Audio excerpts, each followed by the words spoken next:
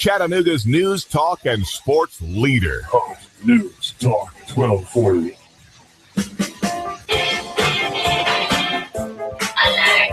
We've got a breaking news now situation coming out of New York, where 31 people have been hurt now after two buses have collided in the Lincoln Tunnel. So keep that in mind. Over in New York, there's the Lincoln Tunnel, which connects New York City to the northern side up in Canada. So that's the tunnel that goes between New York and Canada. And a private bus was carrying a group of Canadian students visiting New York City, and it was rear-ended by a New Jersey transit bus inside the Lincoln Tunnel on Wednesday morning, injuring at least 31 people. So it happened around 9:45 a.m., according to our CBS affiliate up in New York, inside the center tube of the tunnel. The private bus was being used by a group of students from Bedford Park in Toronto who were in the city for an 8th grade graduation trip.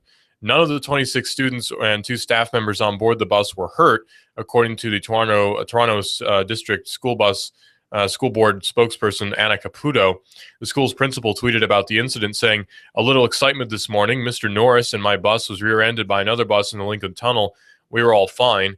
And there were about 60 people on board the New Jersey transit bus at the time of the incident, officials said. And some of those who were hurt were taken to area hospitals, but the extent of the injuries are unknown. The bus was heading from Cresskill, New Jersey to the Port Authority bus terminal. The center tube is closed and inbound traffic is now delayed for at least 1 hour. CBS 2's Jim Smith has been reporting as well. Traffic has been rerouted to the South Tube. And Port Authority, New York and New Jersey says avoid Lincoln Tunnel due to earlier accident between 2 buses, center tube, significant delays. Use Holland Tunnel or George Washington Bridge. So it's appearing now that that situation has not yet been cleared up. There are still delays, although there have not been any deaths as far as I can determine.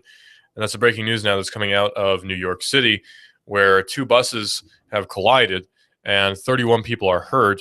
It does not appear that any of the Canadian students who are on one of the buses have been injured. And they were 8th grade students in New York City for 8th grade graduation. And it appears that they are okay. They're from Bedford Park in Toronto. They were in the city for an 8th grade graduation trip. So it appears that they're okay now. But the situation is still unfolding, and it doesn't look like it's going to be getting any better anytime soon when it comes down to the traffic situation. So we all know how traffic is in New York City anyway. I've been through New York City traffic. Oh my gosh, it's so bad. The only thing that's comparable is Atlanta at rush hour. Imagine Atlanta at rush hour, but 24/7, and that's basically New York City.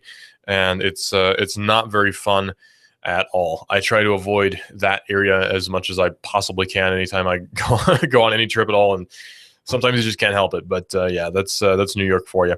But fortunately, it doesn't appear that anyone's been hurt seriously. There have been some injuries, but certainly feel bad for those kids who are out there on that bus, 8th grade students for their graduation trip. What a bad way to end it. Certainly not a great way to end your student trip. But hey, I mean, it's a thing to remember, I suppose. But thoughts and prayers with them certainly. And I hope that they get home okay up to Canada. And I've been to Canada once. Technically twice, although I've been told that it doesn't count the first time because there's Niagara Falls, and I've been told that doesn't really count as real Canada because that's just tourist Canada.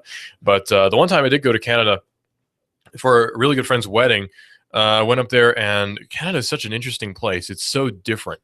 There's just something so different about Canada. It's like an alternate reality United States. It's just something subtly different about Canada that's a little bit different from what we have here, where it's similar. Like, you can get around. They drive on the correct side of the road and everything, but it's just a little bit different. There's something subtly different about Canada that I just can't really explain. But it's a great country. I'm not going to lie. I was very, very baffled with how great Canada was when I was up there. I was like, man, beautiful country out here. People are so nice. You can drink at 19. There's all these cool things about Canada. And I'm really hoping I get to go back sometime soon. It's a really great country, and I wouldn't mind visiting again.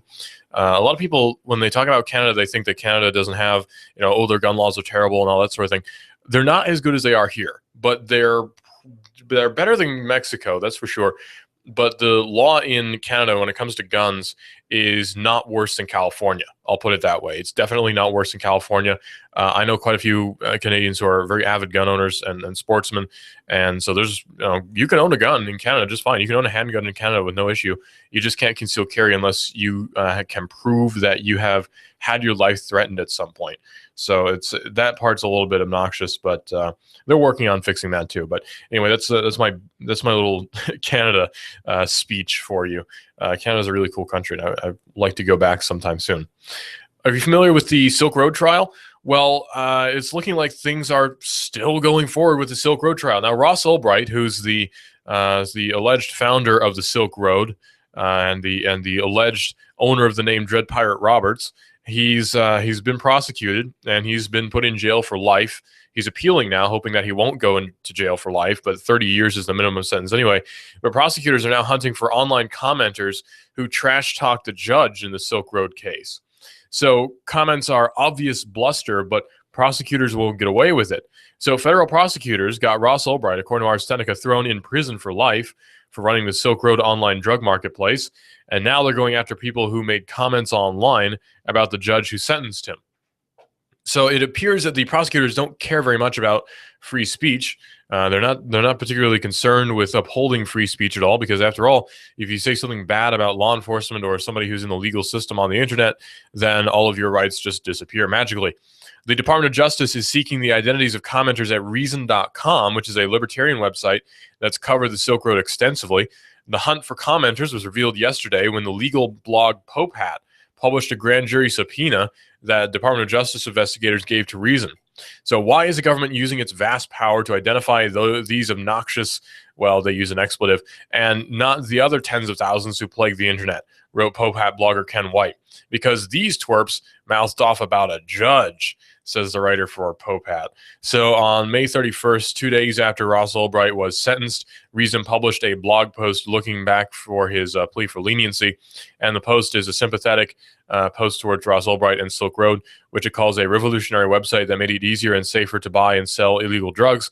So there's a sort of a philosophical difference of opinion between me and a lot of other people about Silk Road. I personally don't see it as a big deal. I don't see it as an issue, really, any sort of issue that should have been as overblown as it was. I don't think Ross Ulbright is a terrible person. I don't really think that he deserved to go to jail for life. But my opinion on that matter differs a lot. I mean, a lot from most people, and I recognize that. And people are completely free to think what they're going to think. That's the thing. People get very upset when people think differently than they do. And I don't. I'm not that sort of guy. People think differently than I do about police, and that's fine. They can think that, and I'm happy that they do. I'm glad that they're free to be able to, because otherwise we live in a horrible fascistic society that is an awful police state and that sort of thing. So I'm very happy that people can think what they want to think about whatever they want. I'm happy that they can do that.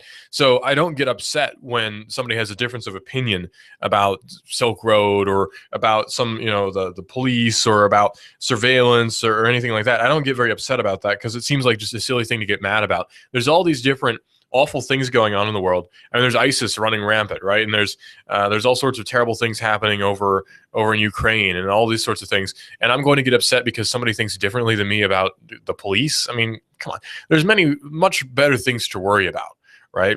And nobody's trying to shoot me for being a Christian or anything like that. So I think I'm doing okay. So to get mad and be upset about somebody thinking differently than I do about, about the police or about drugs or anything like that, it just seems silly to me. But that's just me, I guess. A lot of people are very, very inflammatory with their thoughts about Ross Ulbright, and I can understand. But I think that there are better things to worry about, I suppose, is what I'm getting at. Now, philosophically, I really don't think that Ross Ulbright did anything wrong. That's the funny thing. Philosophically, I have no problem with what Ross Ulbright did. That's a hard phrase to say. Legally, of course, he did break the law of the United States. But philosophically, I have no problem with what he did. I would do it too. But legally, I do have to contend. I do have to concede the point that, yes, he probably did break United States law. And obviously, the law enforcement officers have to uphold that. And the judge has to sentence him and all that sort of thing. Do I think the judge was right in giving him life in prison? No, absolutely not. That's way too far. There's an old Christian principle which goes back millennia. The Christian principle is this: the punishment must fit the crime. That's where the old phrase comes from, eye for an eye, tooth for a tooth. That's not saying that if somebody gouges your eye out, you're now justified in gouging his out, although that could be the case. But no, what that means is that the punishment has to fit the crime. If the punishment doesn't fit the crime, then it's an unjust punishment, and that in and of itself is wrong. So that's where the whole eye for an eye thing comes from. It means that the punishment must fit the crime. So is the punishment which Ross Ulbright has received, which is life in prison, fitting for the crime which he's being accused? And it really doesn't seem that way. Well, there are more than 100 comments on the short Reason article on Reason.com, which is a libertarian think tank website, and a quick scan suggests that they are usually and universally negative. U.S. District Judge Catherine Forrest threw the book at Albright, giving him life without the possibility of parole, more than prosecutors asked for. So even the prosecutors didn't really want him to get life in prison. Her sentencing speech was a full-throated defense of the drug war, of course. She says prosecutors want any and all identifying information related to the following 8 commenters, all published shortly after the May 31st blog went up. Agamemnon, it says that judges like these should be taken out back and shot. Allen says it's judges like these that will be taken out and shot. And Croker says, why waste ammunition? Wood chippers get the message across clearly, especially if you feed them in feet first. And there's all sorts of other nasty comments about this judge. Now, are these comments about the judge justified? Are these comments about the judge a nice thing to do? And are these comments about the judge the godly and right thing? Well, no, of course not. Nobody's going to argue that. But do they have the right to say what they said? Well, yeah, sure. They're not necessarily threatening this judge personally, saying, I will come out and shoot you. It's saying people like them should be shot. And there's a very big difference between those two phrases, but that's getting into a whole bunch of legalities that I don't care to get into right now. And in the subpoena to Reason, the government requests that the company voluntarily refrain from disclosing the existence of the subpoena to any third party. It makes it clear that they have no legal obligation to do so. So they then let everyone know that they had a subpoena. So the U.S. Attorney's Office says that they are seeking evidence connected to a violation of 18 U.S.C. Section 875, federal law against interstate threats. So I can make a threat against you if you're in the same state, but interstate threats, that's a whole nother matter. So it held that a 31-year-old man threatened his ex-wife on Facebook must be given a new trial because the government didn't prove that Anthony Alonis had a subjective intent to threaten, which might just be saving these 8 commenters if it can be proven that they don't have a subjective intent to threaten. So a separate statute which bars threats against federal judges is not mentioned in that subpoena, although the woman is a federal judge, probably I would expect they would be charging under that. I don't know why they wouldn't be. But in White's view, the Reason comments aren't true threats in the legal sense. They're only hyperbole and bluster, which remain protected speech under the First Amendment. And they do not offer a plan, but other than juvenile mouth breathing about wood chippers and revolutionary firing squads, White states, the comments are on the internet, a wretched hive of scum, villainy, and gaseous smack talk. It's true. And they are on a political blog about a judicial political story. Such stories are widely known to draw such bluster. I mean, look at comments on the Daily Beast, look at comments on YouTube, and you'll see people threatening each other all day, and nobody really takes it seriously because that's just the internet. It's internet culture, which is something that it seems people who work for the government don't seem to really understand. Okay, I'll give an example. I play online games, I don't want to say a lot, but reasonably often on the weekends. Usually if I don't have anything to do, I'm not reading or anything, I'll play an online game. One of my favorite online games to play is Counter-Strike Global Offensive. It's a lot of fun. It's a fun game. And people all the time are threatening each other on Counter-Strike. I mean, every day. If you don't win this round for us, I'll kill you. That sort of thing. It's just a joke. It's just a thing that people say. People say stuff. And it's not really seen as a big deal by anybody. I don't see it as a big deal. When somebody on the internet says, "I'll slit your throat if you don't win this round for us," I'm just like, okay, whatever. I don't take it seriously. Now, of course, it's a little bit different when we're talking about threats against a federal judge. Such a thing can't really be excused. I'm not saying that this is the right thing to do that they did, but I'm not saying that they should also be thrown in prison for forever for doing it, is the thing. Chances are these are, stupid kids who did this anyway, and we've all been stupid kids at some point. We've all said things we shouldn't have said. So I think a little bit of leniency is in order here, but this all stems from, of course, the Silk Road trial, which I I take issue with. The Silk Road trial is one which I take issue with because it's only a big deal because we've made certain substances illegal to possess and to sell with intent to distribute and that sort of thing, and to own with intent to distribute. There's all sorts of different weird regulations about controlled substances. Like, okay, we all know that you can get opium from poppies, right? We all know that, which then you can use to make morphine, which then you can use to make heroin. You can synthesize it further, make cocaine. You can use poppies to make all sorts of both helpful and narcotic drugs. So I can grow poppies in my backyard because they look cool. They look nice. Poppies are very nice looking flowers. But if somehow it's proven that I've grown these poppies with intent to abuse them as an opiate, now I can be thrown in prison. But if they can't prove that, then it's somehow okay. So it seems like these drug laws don't really make any sense. It's just illegal by prohibition. It's just because we say it's wrong that it's illegal. There's not really any sort of real reason for why these things are illegal. It's just they are because we say so. Now, there are a lot of different opinions on the drug war. There are a lot of different opinions on what drugs should be legal and which drugs should be illegal. But I to settle that, not really to settle that, but to posit my take on that. Drugs are easy to get. I mean, trust me, drugs are very, very easy to get. I'll name an instance. Just a few days ago, I could have had weed if I wanted it, right? Like I could have asked a question and gotten it. It's that easy. It's so simple. There are occasions where I could have gotten magic mushrooms if I wanted them. If I had asked, I would have gotten them. It's that easy. And there are occasions where probably walking down the street, I could have asked the right guy for crack and I would have gotten it too. So the drug war really doesn't fix anything other than just make it an underground black market network of selling drugs all over the place. It's not really solving any problems other than just making networks harder to manage, I suppose. So yeah, there are arguments for drug wars and there's arguments against drug wars, but it seems that really it's up to personal choice. And me being of the political leaning that I am, I really don't care what people do in their own personal time. I just don't. It's not something that I'm particularly worried about if the person next door to me is smoking meth or not. It just doesn't really matter to me. If they want to do that, they can do that. Fine. So it's not really a big deal to me. I know a lot of people are starting to think that way now. Even people who didn't previously are starting to think that way. It seems that really only people who are pro-drug war are people who were around in the 80s and were gung-ho with it from the beginning, and people who work for the DEA and the prison system. Those seem to be the only groups who are gung-ho about the whole drug war thing. So it seems like a just big waste of time and taxpayer money, and it doesn't do any good anyway because I can get drugs just as easily as I could back in the 1960s. It's easy still. Well, anyway, it's appearing that the Silk Road is gone for now, but there was Silk Road 2 that popped up, the online drug marketplace version 2. There was the Agora network on not Black Web, Deep Web that popped up where you could buy and sell drugs online. There's the different marketplaces, even on ClearNet, where you can just buy and sell drugs on the ClearNet with no problem whatsoever. There's Shiny Flakes where you can buy and sell methamphetamine from Europe, and it ships right to your door in a vacuum sealed package. So there's all sorts of different networks and all sorts of different websites for buying drugs.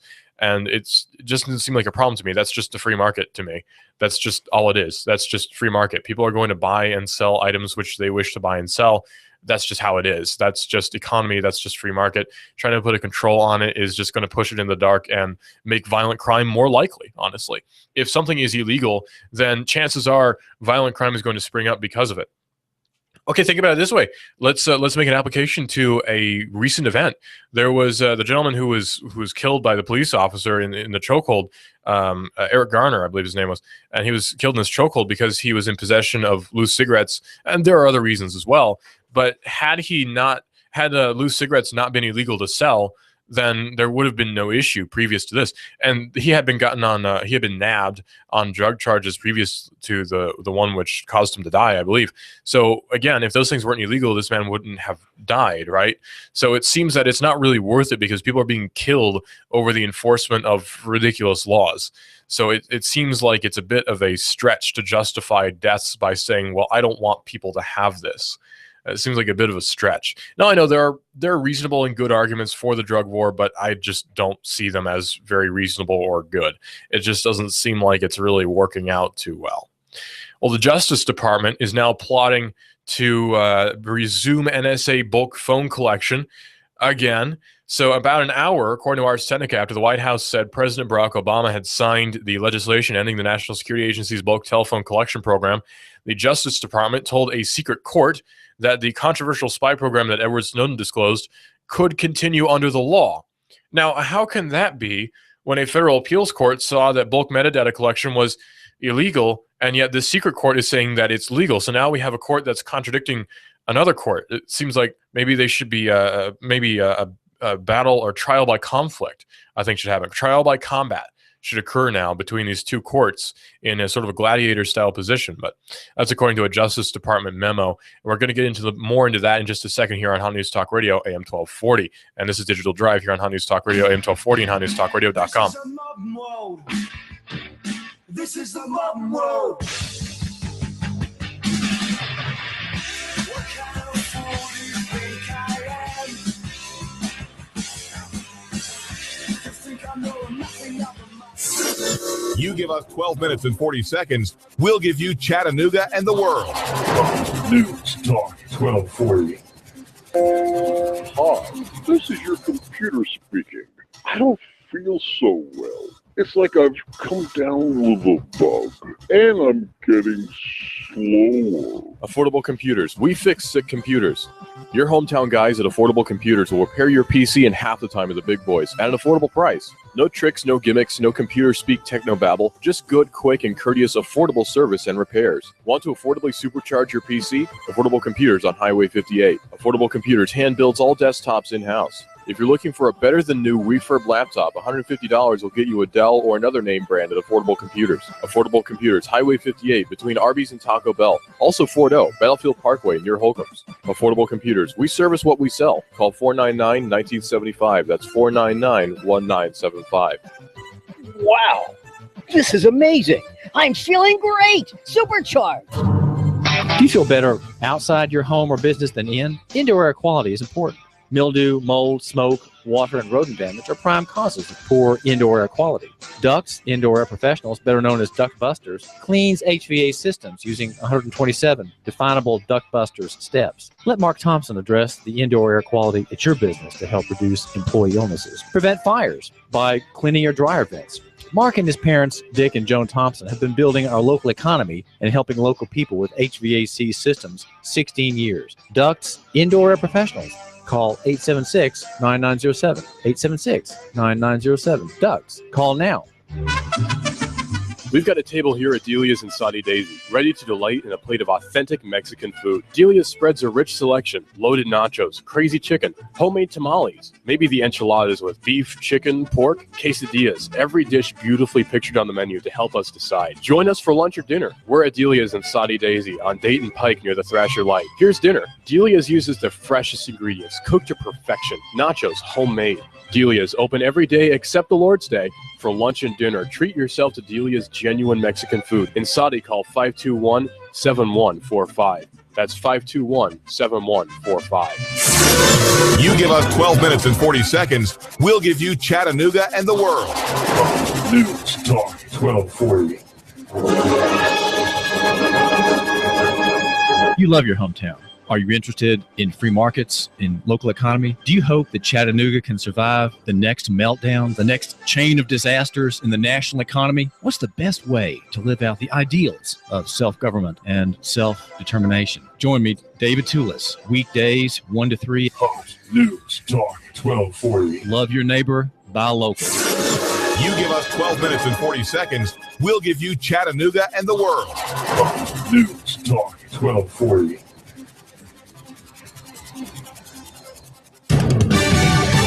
Fox News Radio. I'm Lilia Mu. The Obama administration continues defending its healthcare law as the Supreme Court gets ready to rule on a key provision. Critical decisions will sit with the Congress and states and governors. But HHS Secretary Sylvia Burwell tells House Ways and Means Committee she believes the administration is implementing the law correctly. Opponents argue the law as written only allows subsidies in states with their own marketplace. Fox Radio's Jared Halpern. The NTSB says the Amtrak engineer in the deadly crash in Philadelphia did not use his cell phone before the derailment. And 8-year-old golden retriever Figo on the mend, his leg in a splint after throwing himself between his legally blind owner and an oncoming mini school bus. He's amazing, and I'm not surprised because that's the way he is. Owner Audrey Stone joking her companion of 6 years should receive a Purple Heart from the president. Fox News, we report, you decide.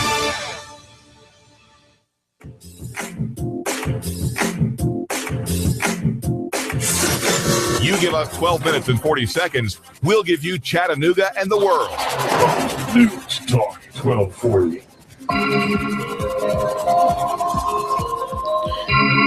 The Justice Department is now plotting to resume NSA bulk phone record collection, even though that's illegal, even though it's not illegal, even though it's illegal. It seems like there's not any clear pattern here, although, of course, you and I know that it's very plainly illegal because it's a violation of our Fourth Amendment rights. We all know that that's very plainly and obviously illegal. But for some reason, these people who work in the Justice Department and these people who are in the FISA courts and these people who are in the federal appeals courts don't seem to understand what the Constitution is. They don't seem to understand what the Fourth Amendment is. And, you know, to their credit, they probably never had to read it actually to get in office. So to be fair, that's probably the case. But about an hour after the White House said President Barack Obama had signed legislation ending the National Security Agency's bulk telephone collection program, the Justice Department told a secret court that the controversial spy program that Edward Snowden disclosed, it still could continue under the new law. So it seemed like this is all showboating, saying that it's going to go away just to appease people, and it's still there. So it appears that really not much has happened in the form of NSA reform, just as we all knew would happen anyway, right? I mean, you knew this would happen. When the NSA comes out with a reform, we all knew that it wasn't going to actually mean anything. And that's okay, because that's just par for the course anyway. When we're talking about the NSA, we're talking about federal courts, we're talking about federal systems, they're going to be doing exactly the same thing they've always been doing for ages and ages because they can get away with it. That's the big reason. They can get away with it. But think about it. Think about when we were kids, right? When I was a kid, I would go to the very edge of what my parents told me to do and sort of inch over into what they told me not to do, and keep inching over and over and over until I was directly just doing what they told me not to do. And if they didn't tell me again not to do it, then I'd just keep doing whatever I was told not to do. And there you go. I've gotten away with it. And that's exactly what the NSA is doing, where we're having these different federal agencies that have been told expressly, do not do this anymore. And so now the folks over in the NSA are like, well, maybe we can, if we just do this, maybe we can get away with it. Maybe if we just say that it's like a freedom thing, then we can get away with it. You know, like it's for, what phrase should we use? Public safety. It's for public safety. So we'll get away with it and it'll be okay. And the public goes, well, public safety is pretty good. I guess I do want to be publicly safe. So they keep on moving with that, and their people are none the wiser. And that's sort of exactly what's going on here with the NSA, where nobody's really going to say anything to the NSA. I mean, who's going to step up and say, hey, folks at the NSA, gee whiz, I wish you'd stop. I mean, nobody's going to do that. You're not going to see Lindsey Graham step up there and say, I wish the NSA would quit doing what they do. And he's not going to do that. Not even Rand Paul, because even if he did, it wouldn't make much of a difference because he's one guy. He might get 2 or 3 other guys. He might get Marco Rubio. I doubt it. He might get Ted. Oh, wait, no, he wouldn't get Ted Cruz. He might get somebody to side with him on the NSA issue. Maybe Bernie Sanders. I don't know. To side with him on the NSA issue. And that would be it. You'd have 2 or 3 guys standing up there saying, you know, we don't like the NSA and what they do and what they stand for. And you'd have 100 other representatives and senators standing there saying, yeah, but it's necessary for public safety. It's a necessary evil, even though there's no such thing. So that's what we have to deal with when we're talking about the NSA. So you have to realize we can get frustrated about this all day. We can get upset about this all day. We can post on Facebook about the NSA all day, but we're really not going to solve much of anything because the NSA is here to stay. We can chant go away NSA all day, but it's not going to fix much of anything, unfortunately. As much as I wished it did, it's not gonna. What we can do, however, is sit back, relax, and watch as the NSA collapses in on itself, because that's exactly what's going to happen. It has to. It's an unsustainable situation where the NSA is requesting all this different user information, and eventually the companies will be fed up with it and not give it over, and that'll be the end of it. So it's such a silly situation where people are getting all upset about something that we really can't do much of anything about. And the only solution is to just take matters into our own hands and ensure that we are NSA proof, basically, to make sure that we are NSA resistant. And that's okay. Remember, the NSA and the folks in the FBI and the folks over the different sheriff's offices have been petitioning different tech companies to please, we beg you, please give us back doors into your tech stuff. Please give us a back door into your encrypted phones. And companies, to their credit, such as Apple and Google, are having nothing of it. And Apple has said, we're not going to give you any backdoor. The folks over at Google have said, we're not going to give you any backdoor. So fortunately, we have that going for us. But when it comes to the legal system, we're probably not going to make many changes. The memo is noting that Congress did indeed end the bulk telephone metadata collection program with the passage of the USA Freedom Act and the president's signature on June the 2nd. But the act also allowed for the program to be extended for 6 months to allow for an orderly transition to a less invasive telephone metadata spying program. So they have 6 months to figure out something more sneaky to do. They have 6 months to figure out a sneakier solution to how we can spy on people without some schmuck like Edward Snowden ruining it for everyone. Well, Congress recognized the need for an orderly transition period, they say, that preserves an important foreign intelligence collection capability until the government may effectively avail itself of the new provisions for a targeted production, the Justice Department wrote. The Justice Department also informed the FISA court that the court need not abide by a federal appellate court's decision last month declaring the bulk collection program illegal. The agency told the secret court that the second U.S. Circuit Court of Appeals decisions do not constitute controlling precedent for this court. So the FISA court doesn't particularly care what any other court says because the FISA court decides what the FISA court is going to do. So we are stuck with NSA surveillance whether we like it or not. And that was exactly what we knew was going to happen anyway, right? I mean, come on. We knew this was going to happen. When we're talking about NSA surveillance, well, you have to know. They're not going to stop. This is too big of a tool for them. They're not going to stop. The tools over at the NSA are going to keep using their own tools. That's just how it is. It's just to be expected. So we have that to deal with for a little while longer. Fortunately, probably more leaks are going to be coming out that will give us some insight into what's going on over in the NSA, because I'm curious. I don't like the NSA and I don't like what they do over there. So I want to know what they do. Because I don't like what they do, I want to know what they do. So I really hope that someone like Edward Snowden again comes out and says, "Hey, look, the NSA is doing horrible atrocities. Something like WikiLeaks with the collateral murder videos and all this different, really interesting, really fascinating, really necessary videos for us to be informed. We need more stuff like that. We need more people like Edward Snowden. We need more people like Julian Assange. We need more people like the man formerly known as Bradley Manning. We need more people like these people." Well, in lighthearted news, Samsung's transparent and mirrored displays look like optical illusions.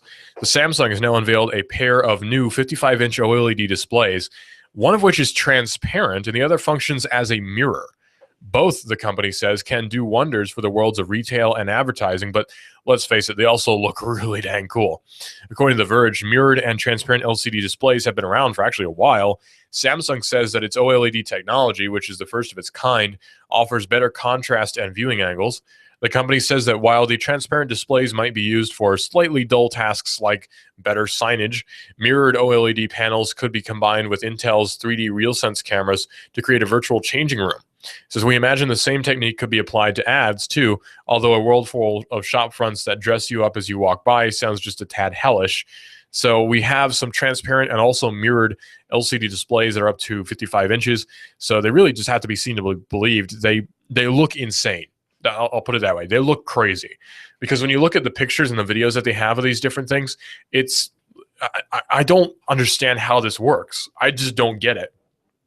It's so fascinating because they have a woman standing behind this LCD display and you can see through it and you can see her, but there's also stuff displayed on the screen. And they have mirrored displays where a woman is, again, standing in front of the display and you can see her reflected in the screen, but there's also stuff on the screen. It's crazy. It's so cool. And it's totally here. It's here for the taking. Samsung has developed it, and probably next 5 years we'll be seeing that in storefronts and such. So I'm very excited about that. Different cities like ours, Chattanooga is a very technologically advanced city. We have Gig Tank here in Chattanooga. We have the Gig City. We have gigabit internet with EPB. We have different really advanced companies such as Lamppost Group that are doing all sorts of really neat stuff with the internet. They're using it in such interesting ways. So probably we'll be seeing technologies like these being used sometime in the near future here in our area in Chattanooga or in Atlanta as well. So I'm very excited about that, and I can't wait to see what comes about with these different really neat, really interesting technologies. Tesla, unfortunately, looks like it's ready to pull the plug on their interchangeable battery program. If you were familiar with Tesla's battery interchange program, then you know exactly what I'm talking about. Basically, the battery swap program was you would run out your battery or come close to running out your battery on your Tesla car, which is, of course, an electric car that Elon Musk's company Tesla has come out with. The namesake, of course, is Nikola Tesla, who's the inventor of AC, the Tesla coil, FM radio as well, all sorts of different interesting things that Tesla invented. Of course, Marconi sort of stole the idea of FM, but anyway, lots of different theories about that one. But yeah, that's a namesake. A very interesting car, very, very nice looking car. It's a very attractive car. It's so cool looking, and they're reasonably affordable too. Well, famously, he demonstrated electric vehicle charging sort of by doing a live swap on a Model S on stage back in 2013. What would happen was you'd run out the battery on your Tesla car, and you need a new battery now. So you would park, and your battery would get swapped out with a new one, and then you would just keep on going. I'm not sure how they would fund that, possibly a subscription service, possibly a one-time charge for each one. I don't know, but it was a cool idea anyway. Well, it appears that we're not going to be seeing that. That technology kind of fell off the map as Tesla focused on building out its network of high-speed superchargers, finally launching with a whimper at a single California station late last year. Now it sounds like swaps are basically dead on arrival. In response to a question from an investor at Tesla's shareholders meeting today, Musk was brutally honest with the situation, saying, "We have the LA to San Francisco pack swap capability in place, and I believe all Model S owners in the California area have been invited at this point to try it out. And what we're seeing is a very low take rate for the pack swap station. So we did an initial round of invitations, what we basically 200 invitations, I should say. And I think there were a total of 4 or 5 people who wanted to do that. And they all just did it just once. So, okay, it's clearly not very popular. And then we said, okay, let's expand that invitation to all customers. But I would expect that all customers roughly behave like that initial sample group. So it appears that not very many people were very interested in the battery swap program, unfortunately. Of course, the poor uptake that Musk saw in the sample group is artificially low. The current station does swaps by appointment only. No one refills their car's gas tank by appointment, so it's no wonder that no one's getting a battery swap on a regular basis. In reality, superchargers and battery swaps would both have their place if the swap infrastructure was built out enough. There's something to be said for pulling into a service station on a neighborhood corner, getting a full charge within a few seconds, but the company only has a single trial station running, and it'd be billions of dollars and years away from building that network out. For a company with as many priorities as Tesla seems to have, huge ambitions and limited resources, and the swaps are low-hanging fruit to cut. So Musk also mentioned that the first Model X deliveries are just a few months out as well. Given his ambivalence, it wouldn't be surprising if they lost swap support altogether. So they tried out the technology, and it didn't work, so they're moving on, and that's admirable. If you see a company like Tesla that's moving forward in such a way that they're willing to admit when they were wrong and just cut that program out, that says a lot about the company, and it says a lot about Elon Musk. And I'm not an Elon fanboy, I'll put it that way. I like Elon Musk. He seems like a cool guy, but I'm not like an Elon fanboy where I worship the ground he walks on. He's made mistakes before. He'll probably make them again. But the swap station, actually, I thought the swap station was not a very good idea. I'm not saying that just to be on a high horse. I thought it wasn't going to be a good idea, and then I saw later stuff about it and thought, oh, this is going to take off, and it turned out not to. So I was right, then I was wrong, and I was right again. Big deal. That's just technology anyway. That's just how it works. Nobody could have predicted that, really. So that's just technology. It's no surprise, though, that there are failures with different companies such as Tesla. So he's moving forward, and it seems that Elon Musk is doing a very good job of damage control and taking care of the situation and moving forward in a very responsible manner. So hats off to Elon Musk and the Tesla car company, and I hope it does well. Well, Facebook's Messenger platform is getting its first game. Now, I don't know about you, but I use the Messenger platform actually quite often, and I I don't know. I can't really get enough of it. Mostly because most of my friends are on Facebook. I I know a guy who calls Facebook wastebook because he sees it as a waste of time. He's absolutely right. Facebook is the biggest waste of time. I don't know why I hang out with my friends at all.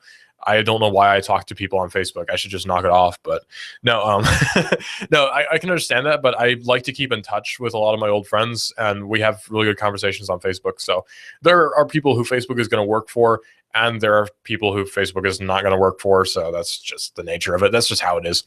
Well, Facebook's Messenger platform is now getting an actual game built into Messenger. That's pretty cool. Facebook's Messenger quest to own all the ways you can connect with friends is now expanding into games. Today, the article spotted Doodle Draw game in the Facebook Messenger app list, and Facebook says that this is the first true game available since the platform launched back in April.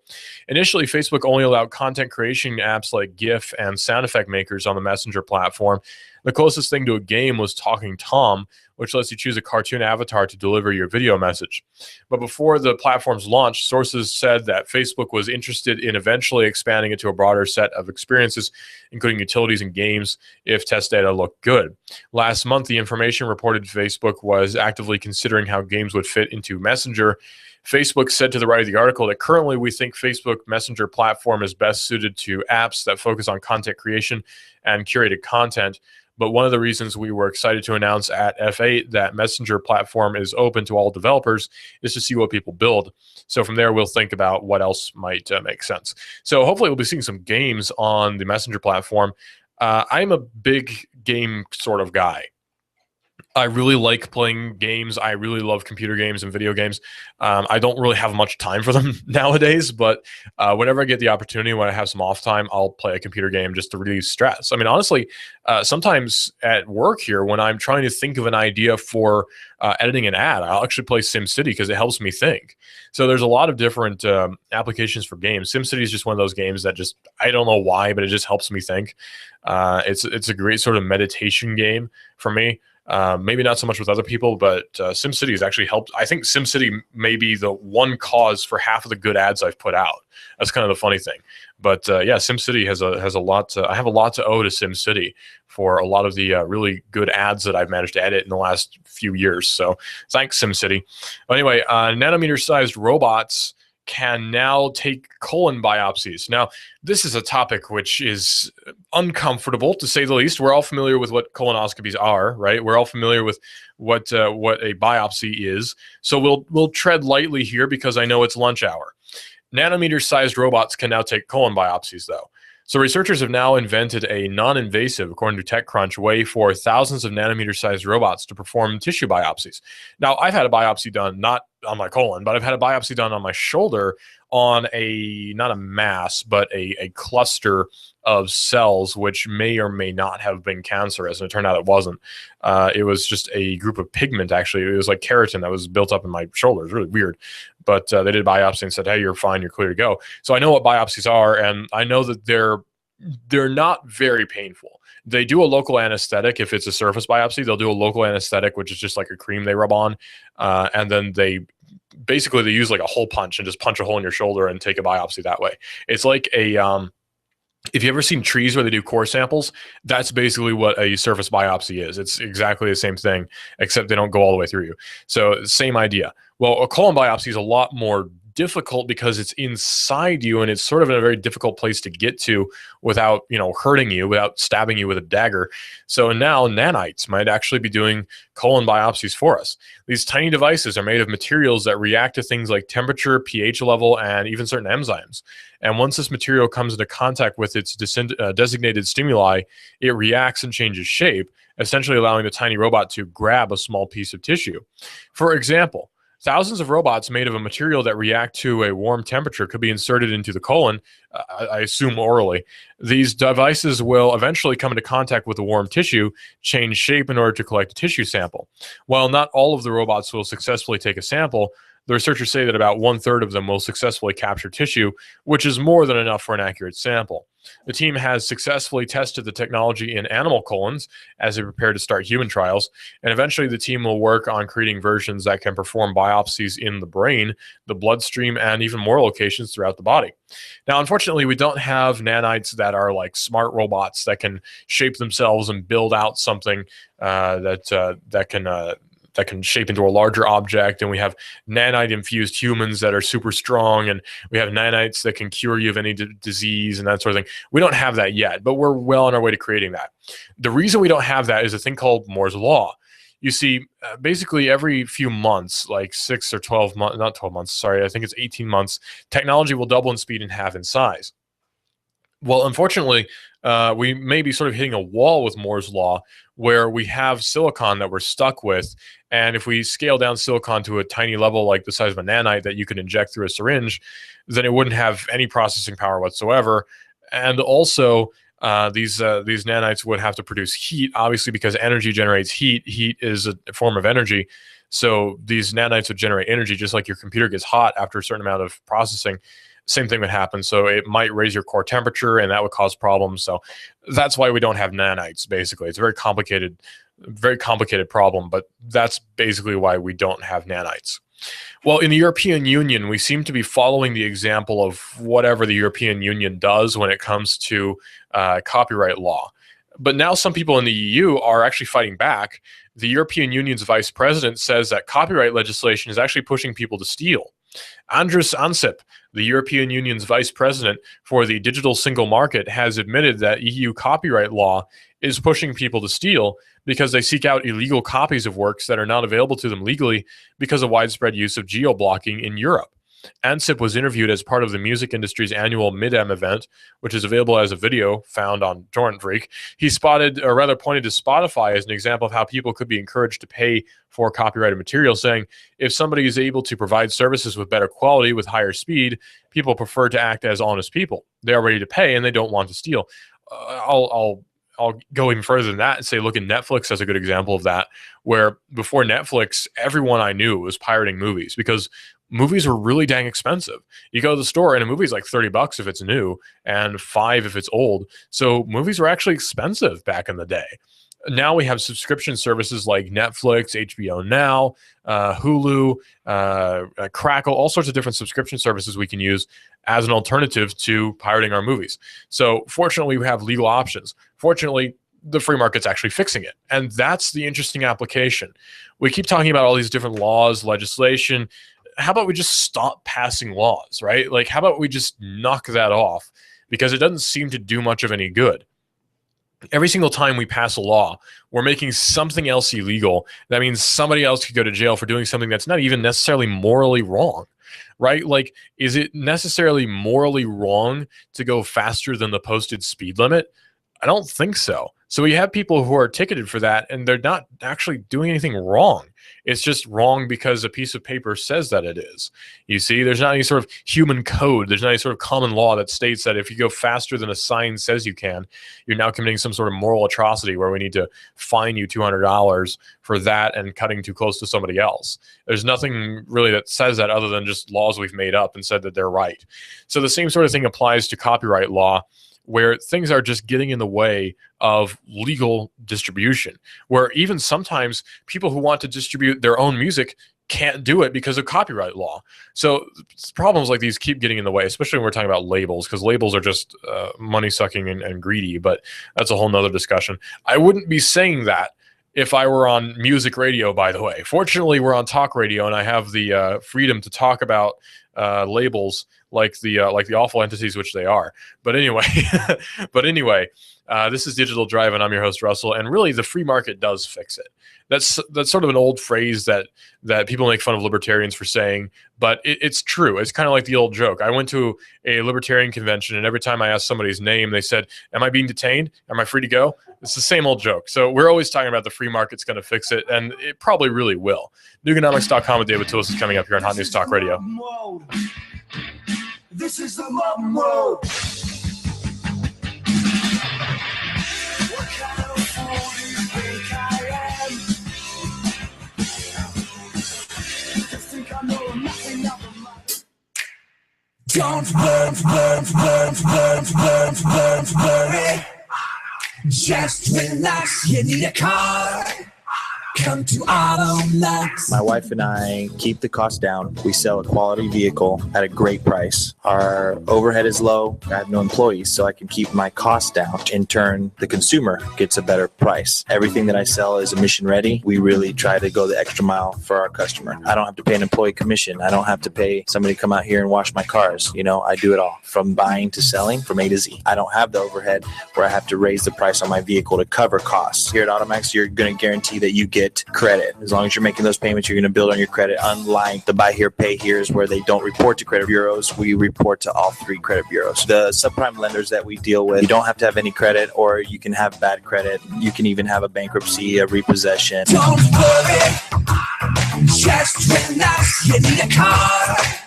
Come to Automax. Automax, across from Central High on Highway 58 in Harrison. Automax, 643-2886. That's 643-2886. Go to automaxchat.com. That's automaxchat.com. Surgery does not have to be financially painful. Hi, I'm Surgical Dr. David Red, and I'd like to invite you to my walk-in surgery clinic in North Shore. Quick Surge brings you immediate relief from moles, skin tags, maybe a laceration. Quick Surge. You walk in, fill out a mini form, I numb the area I'll treat, and before you know it, you're on your way home. Do I take insurance? No, because I take cash customers. I have super low and fixed prices, credit card, check, or cash.